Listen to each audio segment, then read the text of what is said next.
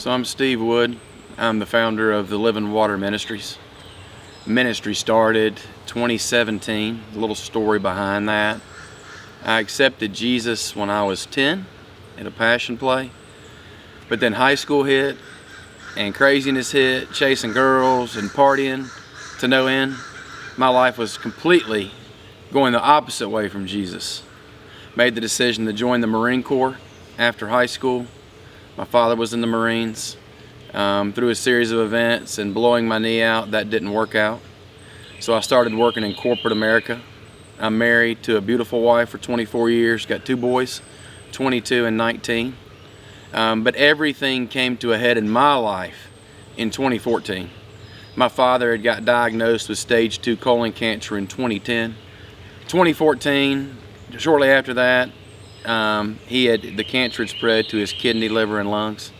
Being the Marine that he was, he fought it for 4 years, and in 2014, I'm at my place of work and had my wife call and say, "I think your dad's having a heart attack." At this point in time, he was in hospice, and said, "You need to get up here now." So I drove as fast as I could. Now understand, my dad got hit by a drunk driver when I was a year old. He was on a motorcycle, drunk driver hit him. So my dad was always home. So my dad was my best friend, my father, and I loved him dearly. So I get this message from my wife, and I'm afraid I'm going to get up to his house and he's going to be gone. But I get up there, and he's sitting up in the bed. Everybody leaves the room. I wrap my arms around him and cry like a little baby because I get to see my daddy. And we spoke for about an hour. He could have said anything. "Hey Steve, be a great father, be a great husband, be successful in life." But the only thing he said is, "Son, I want you to look outside. I want you to look at the beauty of who God is. I want you to give everything you've got to the Lord." A week later, he didn't talk, didn't say another word. He woke up in the middle of the night one time screaming, "Daddy, Daddy, Daddy." He passed on. And so I had to reflect on my life and say, look, I accepted Jesus when I was 10. I love the Lord. I go to church. I work with youth. But am I giving everything I've got to the Lord? And I couldn't say it. And it was at that point I'm like, God, you take my wife, you take my kids, you take my career, my money, everything, as long as I get you. And so God did a work in my heart then. Shortly after that, I had the missions pastor at our church say, "Hey, I'm about to do an exploratory journey over to the Middle East. You want to come?" I said, "Brother, I'm in." He said, "Well, you might want to get your passport and check with your wife first." So I had to do that, but things worked out, and so we went to our first mission trip over in the Middle East. After that, I caught fire for missions.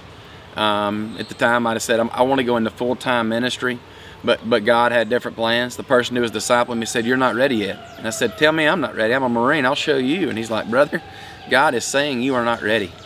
I said, "Okay." So I patiently waited, and everything came to a head again in 2017. I was working for a friend of mine who was also in the Marine Corps, and ended up having some issues financially, had to lay off half the staff. I got laid off, and I decided to go to the doctor before my insurance ran out, and the doctor asked me if I smoked. I said, "No, sir." He said, "You need to go get your heart checked out." So in 2017, I had to have open heart surgery to replace my aortic valve, something I was born with. So had I not got laid off from my job, I wouldn't have gone to the doctor. Had I not gone to the doctor, I would have died of a heart aneurysm in November of 2017. Right before that surgery, I had some friends of mine come to me and say, "Steve, you've been discipling youth for a long time. You've been going on the mission field, serving in all these different countries for the last 4 years. We feel it's time for you to start a ministry." And in my mind, I'm like, how can I do that? I got a family to take care of. They're like, "Just go." Turns out they covered the attorney's fees, and the Living Water started in October 2017, right before my heart surgery. Earlier that year, I met a brother from Tanzania. He said, "Please come to Tanzania." I said, "I'll be there October 2017. However, that was the time of my heart surgery. So October 2018 is when I was able to get on the mission field, back to Tanzania, and that's where I met my brother Vincent.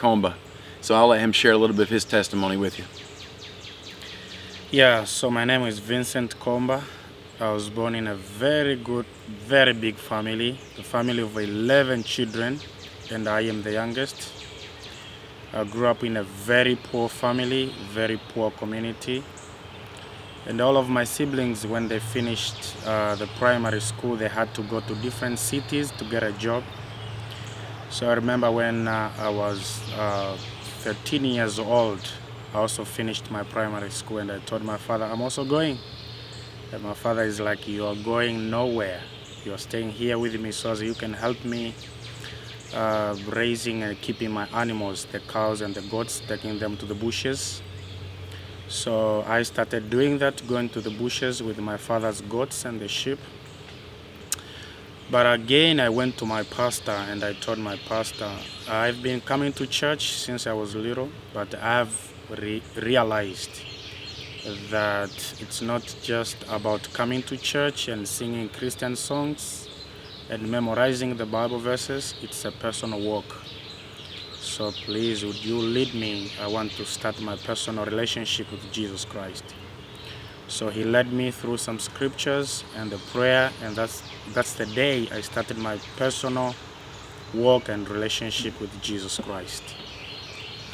In 2018, I met my brother, Steve, who came to Tanzania, and he shared his story with me. He's like, my brother, I am called to go into the dark places. I was in Brazil, the Amazon rainforest. I was in Morocco, in Middle East, the dangerous place to be as a missionary. I'm like, I'm also called into dangerous places. I shared also my story with him. So it's like our calling was aligned. And that is how we came together, now going to the unreached communities, to dark places, evangelizing, discipling people, and planting churches. We would love your support. So what we're doing is we're building discipleship centers to raise disciples, to make disciples, and plant churches in unreached communities, not only in Tanzania, but across the globe. So you can visit our website at www.thelivingwater.org, and you can donate there. We're looking for monthly givers just to come alongside us, join our journey, because this is not about us. It's not about you. It's about Him.